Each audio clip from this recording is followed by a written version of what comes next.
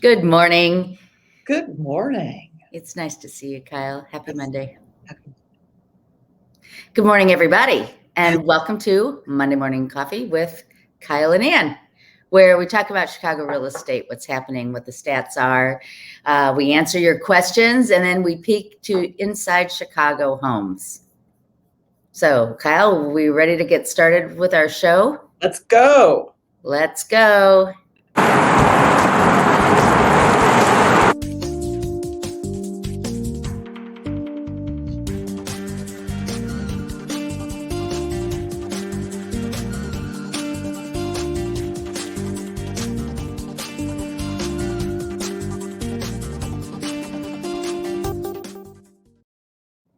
All righty. Good morning, everyone. This week, we are leading up to 4th of July, and Kyle and I were talking right before the show started that we have a couple of topics to talk about that are very timely. One of which is the rain that we had this weekend, which was so torrential and affected some people in their basements. And we want to talk about that after we talk stats. And the second one is the very sad situation occurring just north of Miami where the building collapsed. And then we also have some other questions to answer. And finally, we're going to peek inside some great Chicago homes.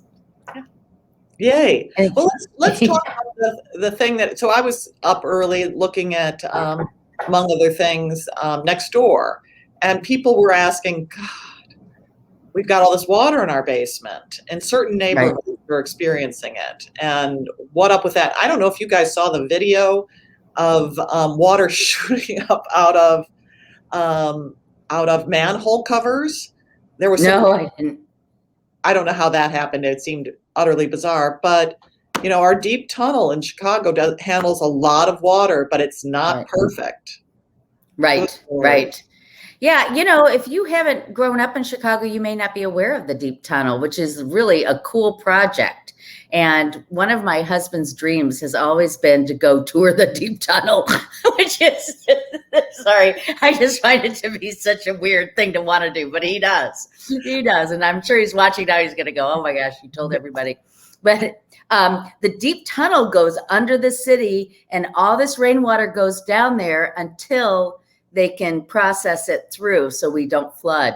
And of course, the other thing that occurred, this was during the Daley administration, they installed these slow drains in the streets so that we would have water standing in our streets as opposed to going into our basements, which sometimes people might complain and say, oh, I've got this standing water.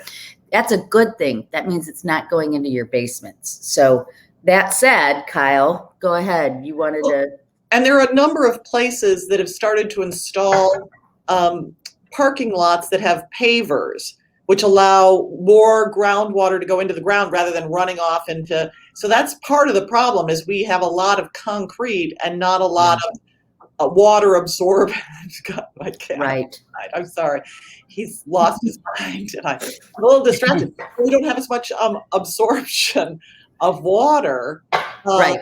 And that's something that I think over time, more and more parking lots will do so that we don't have these flooding events. But for people with water in your basement, yes, now is the time to invest in additional equipment to protect your basement. If you don't already have a backup sump pump, get a backup.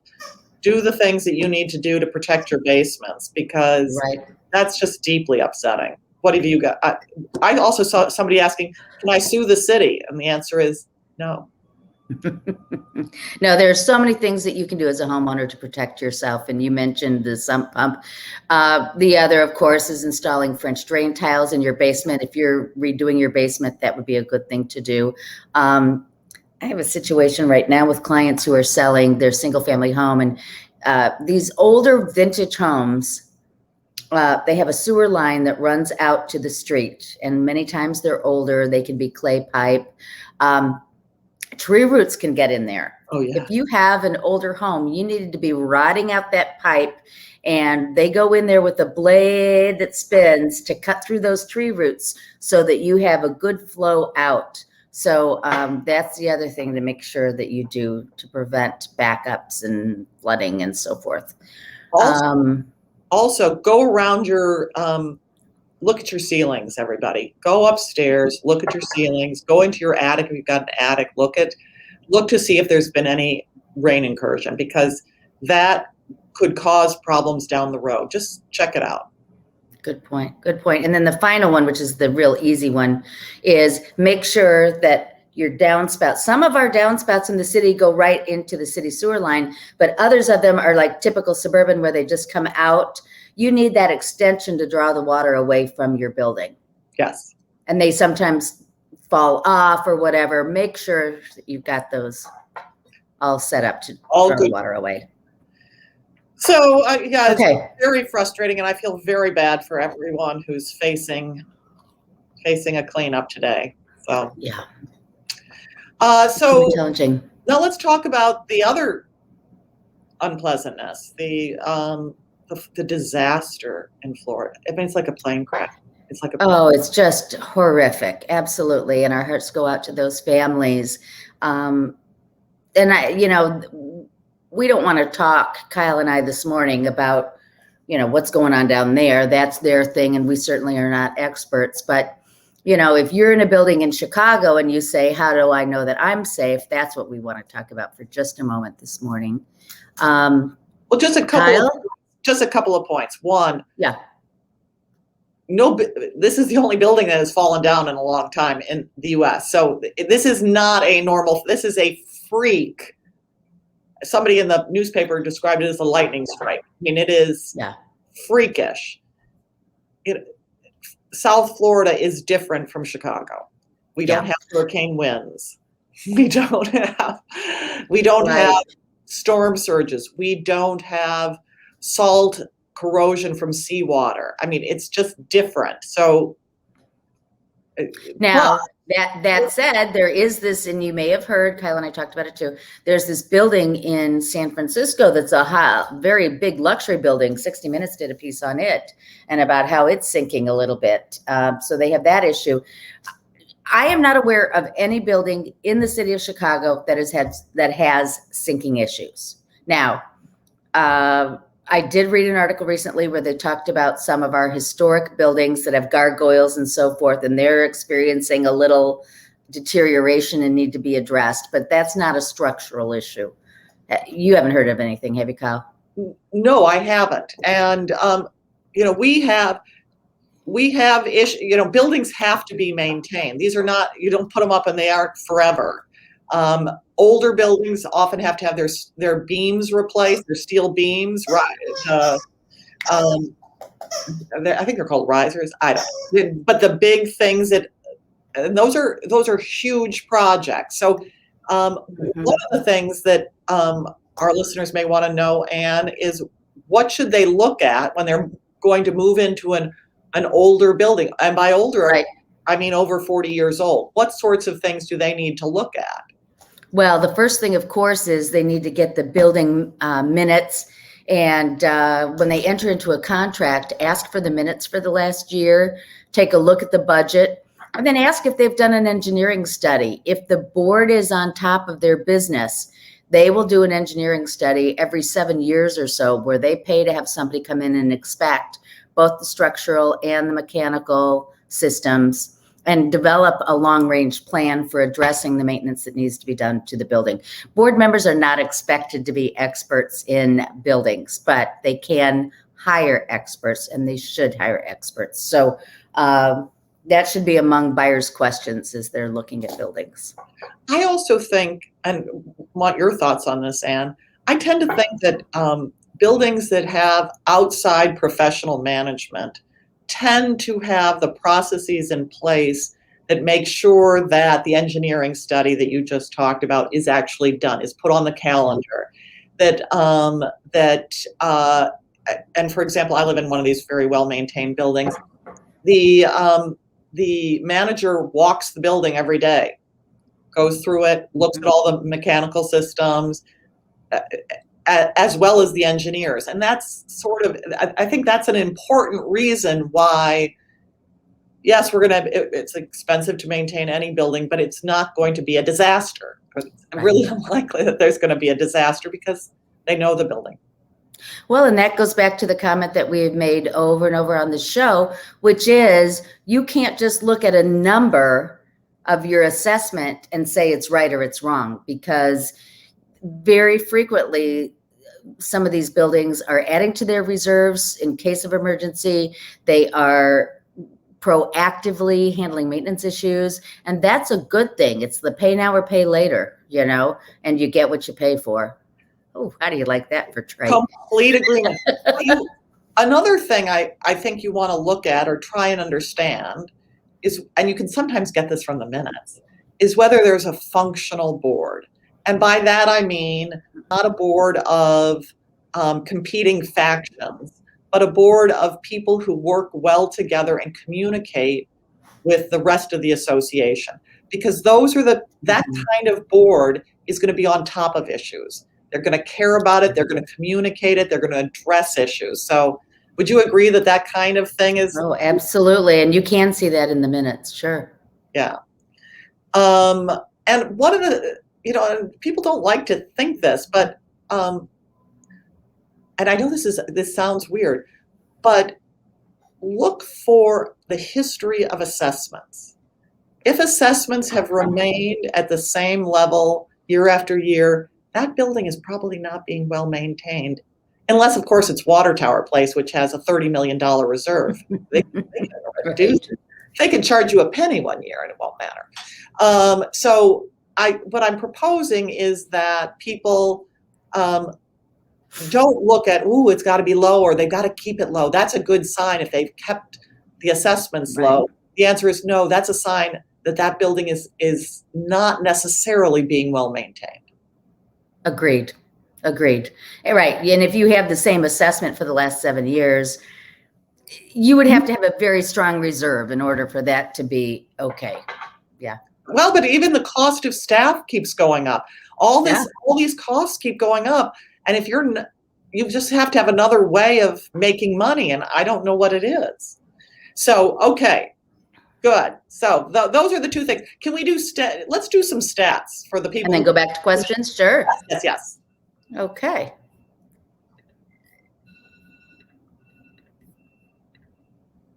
All right. So here we are.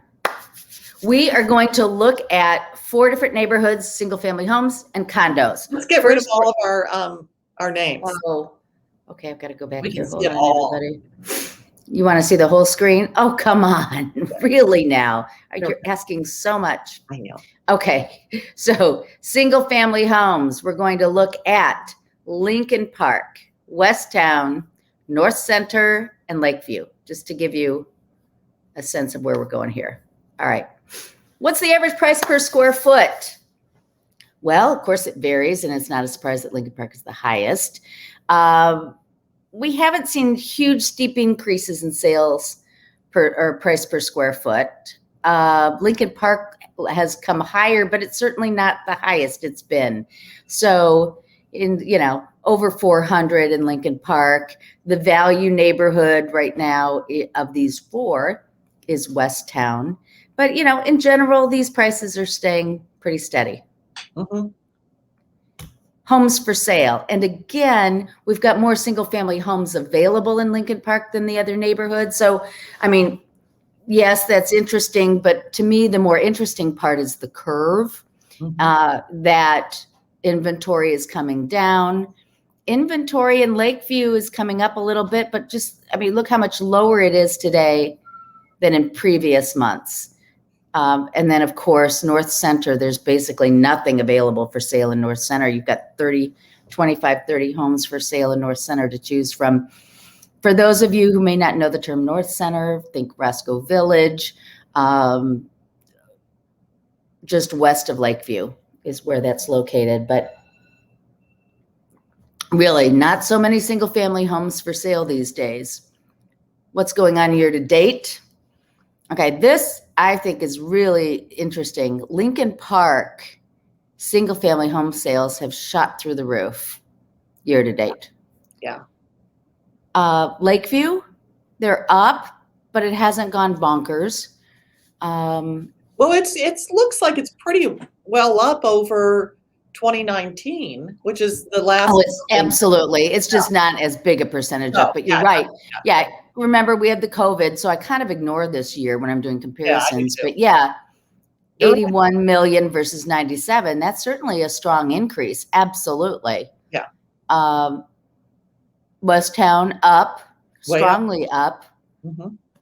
And North Center up, strongly up. So, year-to-date sales, strong in Chicago. Mm-hmm. And here's our last stat on month supply of homes. And you can see declining. This is lakefront neighborhoods. So this is like the whole area. And this includes those lower priced neighborhoods for single family homes like Avondale, Logan Square, Albany Park, Irving Park. When you add in the higher priced neighborhoods, it's, they have more. Okay, condos. Now in condos, we're going to talk Loop, Near North, Lincoln Park, and Westtown. These 4 neighborhoods right here. Average price per square foot for a condo shot through the roof in the Loop. And we talked about this last week. It's because of the sales at the St. Regis, which is skewing it high. And again, not much to say. It's just, this one's kind of interesting in Westtown where the prices are coming up a little bit. We're over 300 a square foot for a condo in Westtown. That's because they've got some luxury condos over there. Yeah. Number of homes for sale. Again, not a surprise. We all know the biggest concentration of condominiums in Chicago is in the Near North neighborhood. So of course they have more, but the bigger piece of news is how many more than historically. Now, remember, Kyle, a year ago, you and I were lamenting the fact that we didn't have enough inventory. Right. And that's, so now we have more. The pace of sale is just slower. Yeah. And, I don't know. Oh, wait, go back to that. Looking at the 8008, the blue, it is coming down. It's coming down, and it looks like it's trending towards the peaks that the first 2 peaks are what is typical. And it looks like we're coming down to those peaks, which will mean there'll be better price appreciation over time. Better market times. Yeah. Better market times, all of that. Yeah. Absolutely right. Okay. So now year-to-date sales. Okay. Biggest numbers, of course, are in Near North Side, but not as much as in 2019 in condos. So that's an interesting comparison. The Loop is way up. Look how low it was. Wait. Let's go back to 2019. 2019 had a bunch of buildings come online. Most importantly, 9 Walton. I think a bunch of sales closed in 2019. So this year has 1 Bennett, and I'm trying to think of the other big buildings. They're in the Loop. Yeah, I'm thinking you're right. You're absolutely right. So it's interesting to see, and as 1 Bennett closes more, and as 1 Chicago goes, because they probably have things under contract, but they're not closing, of course, until they're habitable. And Tribune, that's going to really skew things. When actually Tribune is starting to have closings next week even. So we're going to see that 2021 number in blue jump. Very interesting. Yeah. Okay. So year-to-date sales, Westtown just continues. Boy, would I have loved to have invested in Westtown in 2010 when it was so low. That neighborhood has just gone gangbusters. Tell them what's in Westtown. Tell them, give our listeners. So Westtown is like West Loop, Ukrainian Village, Wicker Park. Little bit of Bucktown. The east. A little bit of Bucktown, right. It's Fulton Market in North. True River West, or like the West Loop is more in the Near West Side. But this has just gone crazy. So anyway, so that's the story. And then of course condos, month supply, as we would expect. We're up here with Lupin near north, but coming down, as mentioned earlier, and very little inventory in Westtown and near north. So that's that. Yeah. Do I hear something? Is that an alarm? Yeah, it's some kind of alarm. I don't know what that is. But you're getting us live, people. We're getting all kinds of interruptions. The cats, the dog, the alarms, the I don't know what. So anyhow. Well, let's talk about another one of the things that Ann and I are out and about every week talking to various people, and I've been hearing from a number of brokers that they're sensing a little bit cooler market these past couple of weeks. What have you seen? Well, I'm hearing what you're hearing. My lenders are telling me there are a bit fewer applications for new properties. Refis are still very strong right now, but in terms of purchase applications are down a little bit. I have photographers tell me that it's slowing down a wee bit. But again, that's versus the frenzy of before. So this is all anecdotal. It's not showing up in any statistics at this point. I will tell you, I did 2 open houses yesterday, one at a single family home, one at a condominium, and they were both very well attended. So, you know, there may be a slowdown. We would expect there to be a slowdown. We don't have frenzies forever. And you know, too, Kyle, it could be in part due to the fact that we don't have as much new inventory coming on the market. So there isn't as much for people to look at. Who knows? It's also summer. And summer always has a late June, July, early August dip, just because people are doing other things. Especially coming out of COVID now, this is their first summer to really enjoy an out and about experience. So I think you're exactly right. We could be just enjoying vacations and doing some other things. The initial frenzy is starting to lag a bit. It's really going to be telling to see what happens come fall when we get to after Labor Day and see where we are with the market. So I already have one client that is going off the market right now, and she's going to come back on after Labor Day. So okay. And I totally get it. And it also is a good thing for buyers because this frenzied market has been really enormously stressful on buyers who are like, what am I going to do? And feeling powerless and feeling sort of helpless sometimes. So this is actually a good thing. Yeah. Yeah, I think that's right. One more question that you've been asked. MoveIn Condition. Yeah. So we've been talking about how you have to get your home ready to sell. And, in a red hot market, sellers are like, why do I have to do anything? Why don't I just let people in and let them make offers? And yes, for a certain type of home, that is a thing. But a lot of who's hot in the market right now? First-time buyers. And first-time buyers are often putting 3% down, maybe 5% down. Sometimes some of them can put down 20, but it's often less than a full 20% down payment. And they need whatever money for some upkeep, but they can't undertake a full project because they just don't have the money for this. They are often paying off other loans, just too much other stuff. So if you want to stand out in a cooling market, you have to do a little bit more. And that's true. So what would you consider to be, we're asked all the time, what do I need to do to my home? Well, our goal is not to have them redo everything. That would be a waste of their money and bad return on investment. So in order for me, Kyle, to say this home I'm listing is in move-in condition, what would you say you would expect? I would expect the mechanicals to work or to be and to have been inspected so you can show somebody that, and by mechanicals I mean the furnace, the AC, the hot water heater, and the electrical, that those systems are functional, have been inspected. So I would want that. So okay, so let me just ask you, if the typical lifespan of a furnace is 10 to 15 years, it should be 7 years or less, right? And if it's not a hard and fast rule, but I'm just saying. Right. And if it's not, offer upfront a home warranty. Yeah. Okay.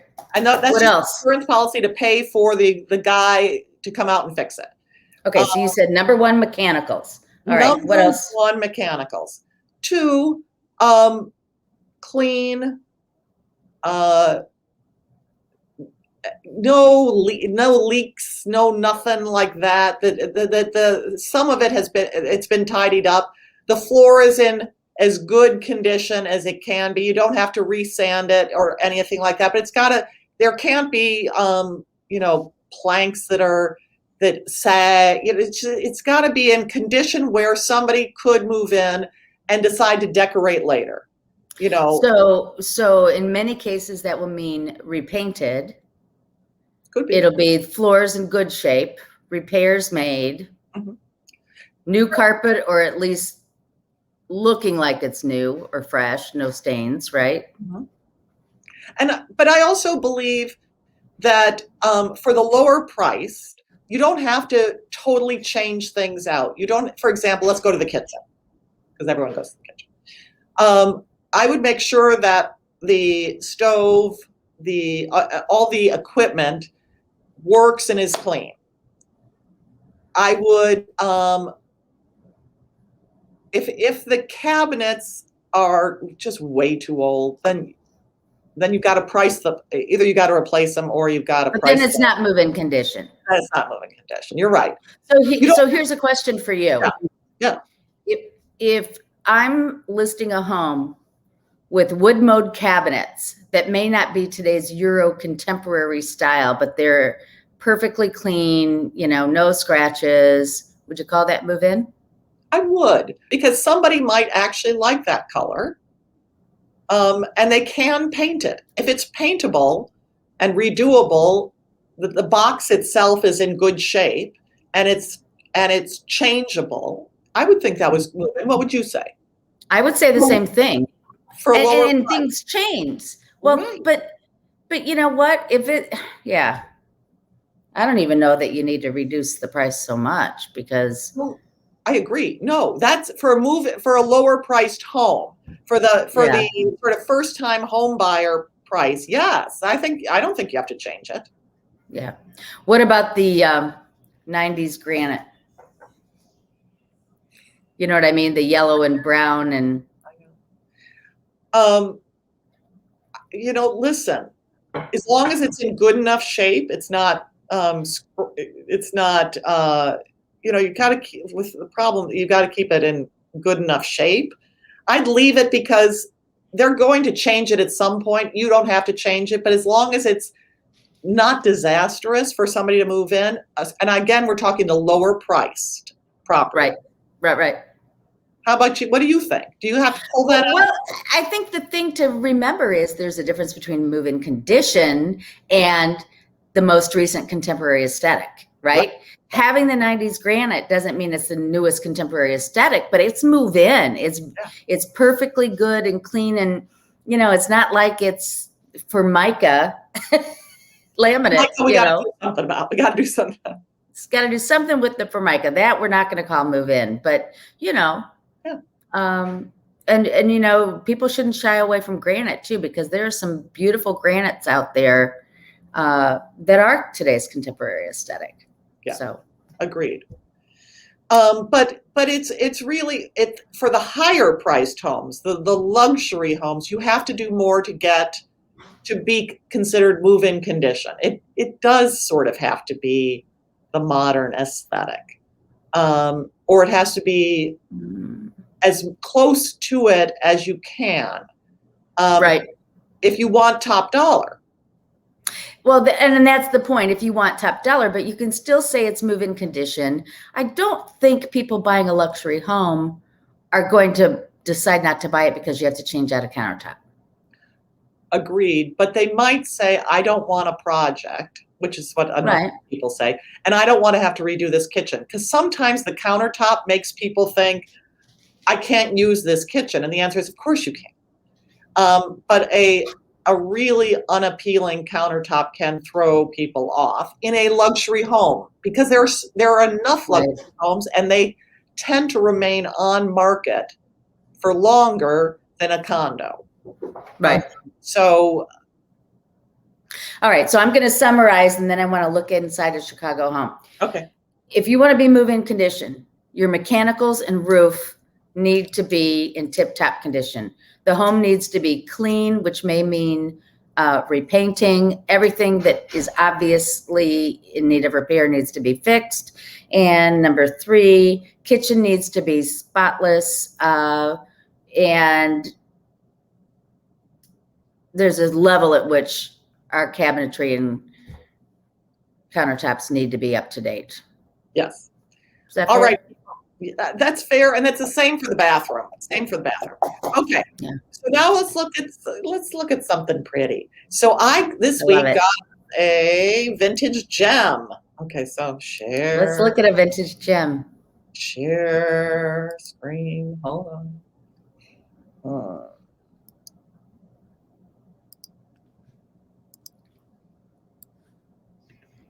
You see it? I do. Okay, so this is a vintage gem.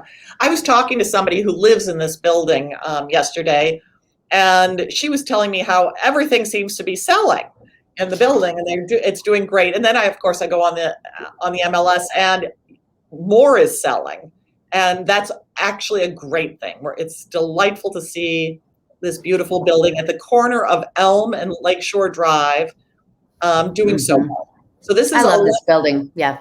I do too. 1120 North Lakeshore Drive, and this is a duplex, which is quite rare in the building. Now, it's a little over 2,000 square feet and priced at $575. And I was trying to figure out, how on earth is this unit priced so low? And the reason is, as you'll see in a minute, it doesn't have air conditioning. So that's not something people love right now. But it's 3 bedrooms, 2.5 baths. It's a co-op. So the look at the age of the building. It's an older building, so it's going to cost a little bit more to maintain, and it has staff. But the taxes are already built in. So $3,500 is your all in for taxes and HOA for this beautiful building. Another thing that's great about this building is it's pet friendly. You can have as many dogs and as big a dog as you want. So this is Look at that lobby. It's one. So Robert DeGollier was the architect, and he's one of the city's really great vintage architects. And so you get these. Look at the ceiling. And it's got beautiful stone floors. It's a very easy to maintain lobby. It's quite beautiful. So this is So this is the 6th floor, and there are 2 units per elevator bank, which is very nice. And you get to decorate your entryway however you and your neighbor want. And the longer term neighbor, the one who's lived there longer, has top vote. But I think this is a charming one. And notice these tables on these entry tables. That's where you get your mail and packages. You don't have a mailbox. It all comes to you. The newspaper, the mail, etc. So what a pretty living room, huh? It's gorgeous. And here's another view of it. You can see the stairway upstairs. It's a nice big room. It looks north across the street to across Elm at another beautiful building, 1130. They've turned their dining room, interestingly, into another library, because you see the entrance to the butler's pantry right there. Yeah. Now, these people love a good lime green. That's okay. That's quick. That's easily fixable. And they do have, as you can see, a laminate countertop. That's wood laminate. But interesting, so note here, which is something I noticed, the floor, it's cork. Now, that's interesting. That's an old style floor for kitchens one, it's very easy to maintain, and two, it's very soft on your feet. So for somebody who's spends a lot of time in their kitchen cooking standing, that's actually a brilliant floor to have. And I actually know people who, when they remodeled their place, they put cork flooring for just that reason. So FYI, see, they love a lime green. Here's the little half bath, and note the charm of a vintage bathroom. So yeah. And this is the second bedroom. Really pretty. Okay, I have no idea how that happened. A third bedroom that they've turned into an office. Vintage bathroom. I don't know what I did to the. Then they have, this building has a gym. So it's an old time building, and it's as big as it looks. Often you can see a picture of a gym in a building, and they've turned, a 5x7 room into this big, using a fisheye lens, to something that looks huge. This is actually huge. And they've got a little outdoor space in the back that the residents use for cocktails, for dining. They have a very good time. So that's my my vintage gem of the week. And I love it. I did not know that there were duplexes in that building. Okay, everyone's getting much more information on my stop share. There we go. All right. Yikes. Terrific. So that's our show. That's our show. Folks, we're not here next Monday because it is 4th of July, or it's celebrated, the holiday of 4th of July, but we will be back on, I guess that's July 12th, with a new show, and we'll preview it, put information about it in our Facebook pages. Sounds great. Good seeing you, Kyle. Thank you, everyone, for watching. We'll see you next time. Have a great week.